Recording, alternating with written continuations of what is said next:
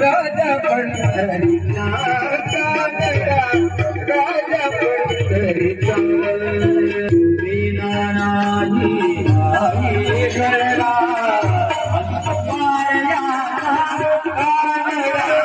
राजा पंढरीचा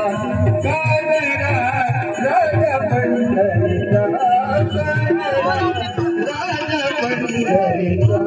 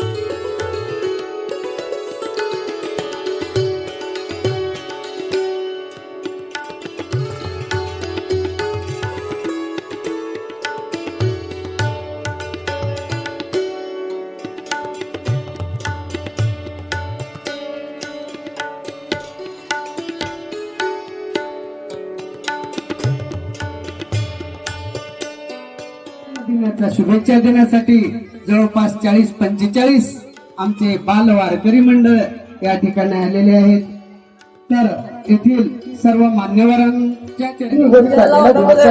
वाढदिवस नाही, परंतु जन्मदिवस म्हणून जन्मोत्सव म्हणून साजरा केला पाहिजे.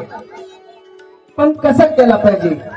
आजकाल एक वेगळी प्रथा चालू झालेली आहे. कुठल्या तरी पाश्चात्य देशाचं अनुकरण करून, बाहेरच्या देशाचं अनुकरण करून एक वेगळ्या पद्धतीने कुठंतरी केक कापून, खरं सांगायचं म्हणलं तर आज एवढी दुरावस्था झालेली आहे की काही वाढदिवस धाब्यावर चालू आहेत, काही वाढदिवस कुठल्या तर रोडवर चालू आहेत, काही वाढदिवस कुठल्या तर चौकावर चालू आहेत. त्याला कसलीच किंमत नाही, कचरा मोल अशी किंमत या वाढदिवसाची, जन्मोत्सवाची केलेली आहे. जन्मोत्सव वाढदिवस खऱ्या मानी नाही, तरी बी का करावं? नाही म्हणजे करूच नाही का, करावं. पण करायचं कशासाठी? तर आज जे आपण पुण्य कार्य करतो, आज जे आपण दान करतो, धर्म करतो होतं, या दान धर्म पुण्य जप तप कीर्तन होम अनुष्ठान अशा पद्धतीचे जर आपण कार्य करून किंवा महामृत्युंजय मंत्राचं हवन करून त्या बाळाला 1 वर्षासाठी कुठल्याच अडचण येणार नाही, 1 वर्षासाठी नाही, अशा पद्धतीचं वाढदिवस केल्यानंतर या जन्मात आणि पुढे अनेक जन्मापर्यंत त्यांना याचं पुण्य लाभून ते सुखी राहतात, त्यांचे आरोग्य सुखी राहते, याच्यासाठी त्याला पुण्य मिळवून देण्यासाठी हा वाढदिवस साजरा करावा.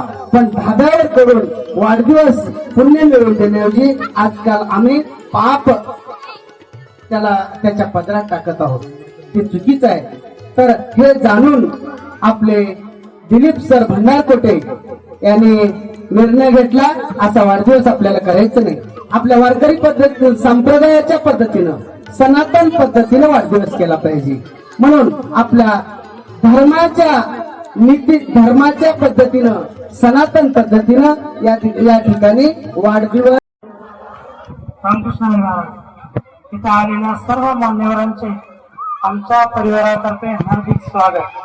तसेच पुढील कार्यक्रम न्याहाळायचा हा प्रथम वाढदिवस, तरी माझ्या किंवा आमच्या परिवाराच्या विनंतीला मान देऊन आलेले बालवारकरी शिक्षण संस्था उदगीर, संत कबीर वारकरी शिक्षण संस्था उदगीर येथील विद्यार्थी आणि आमचे गुरुवर्य काठेवाड महाराज हे देखील ज्ञानाईचा वाढदिवस हा आपल्या सांप्रदायिक पद्धतीने दीप प्रज्वलन करून आणि संस्थेतील विद्यार्थी हे गीतेचा 15वा अध्याय म्हणून हा वाढदिवस साजरा करण्यात येईल.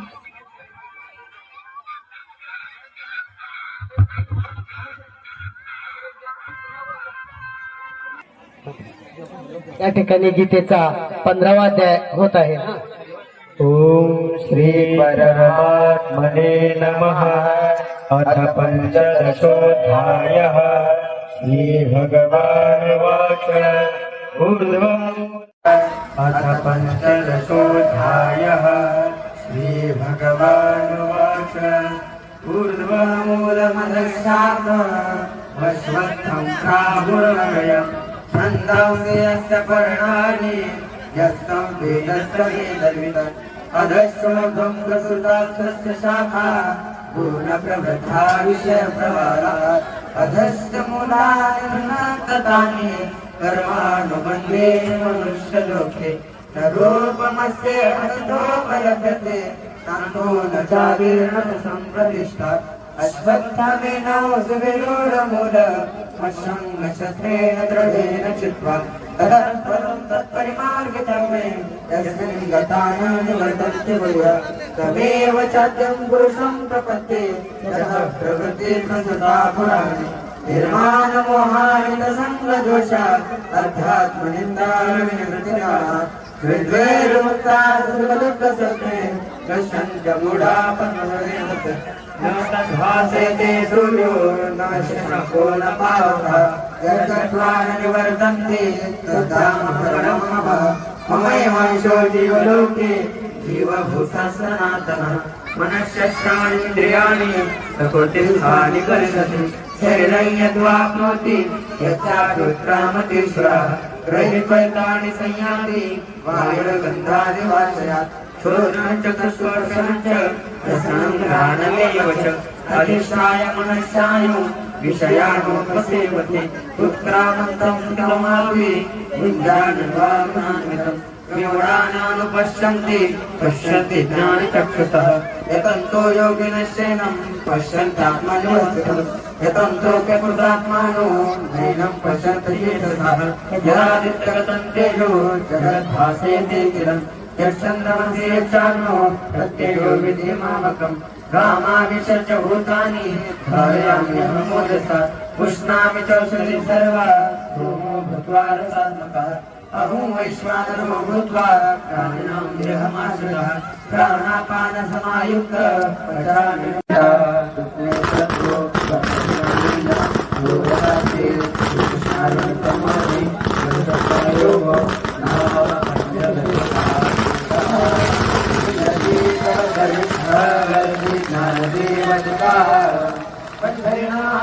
भगवान की